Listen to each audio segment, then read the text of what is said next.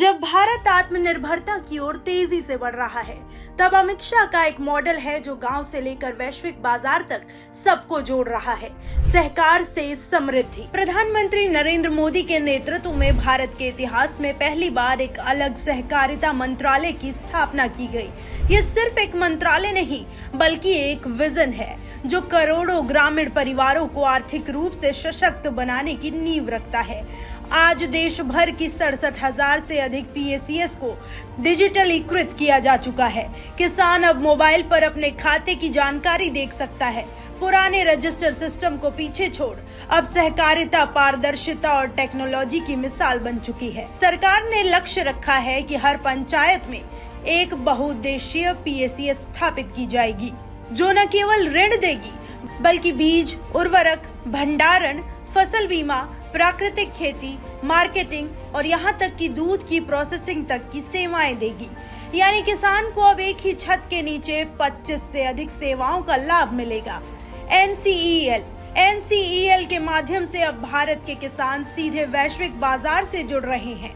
50% से अधिक मुनाफा सीधे किसानों के खाते में पहुंचना, ये सिर्फ एक व्यापारिक नीति नहीं, न्याय की एक नई परिभाषा है।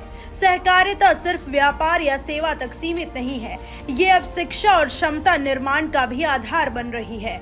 अमूल आंदोलन के जनक त्रिभुवन दास पटेल की स्मृति में 125 एकड़ में बना त्रिभुवन सहकारी विश्वविद्यालय 25 लाख सहकारी कर्मचारियों को प्रशिक्षण देगा, जिससे निर्णय प्रक्रिया में पारदर्शिता और पेशेवर योग्यता आएगी।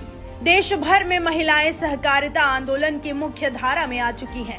लखपति दीदी योजना के अंतर्गत 1.15 करोड़ महिलाएं आर्थिक रूप से आत्मनिर्भर बन रही हैं। PACS के हर बोर्ड में महिलाओं का प्रतिनिधित्व अब अनिवार्य है।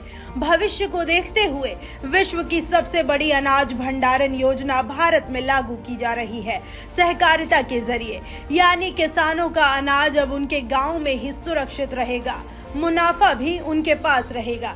आज से पहले सहकारिता कई मंत्रालयों के बीच बिखरी पड़ी थी, कोई स्पष्ट दिशा नहीं थी। सहकार से समृद्धि अब सिर्फ एक नारा नहीं, भारत के आर्थिक लोकतंत्र की सबसे मजबूत कड़ी बन चुका है।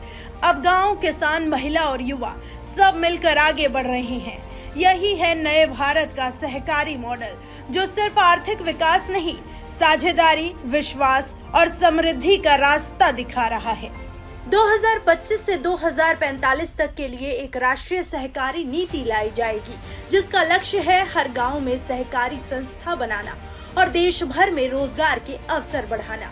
फरवरी 2026 तक 2 लाख PACS स्थापित करने का संकल्प लिया गया है। जल्द ही सहकारी टैक्सी सेवा शुरू की जाएगी, जहां ड्राइवर होंगे सहकारी सदस्य, किराया होगा पारदर्शी और मुनाफा बटेगा सभी में बराबर। साथ ही एक सहकारी बीमा कंपनी भी बनाई जाएगी, जो देश की सबसे बड़ी निजी बीमा कंपनी बनकर सभी सहकारिताओं को सुरक्षित करेगी।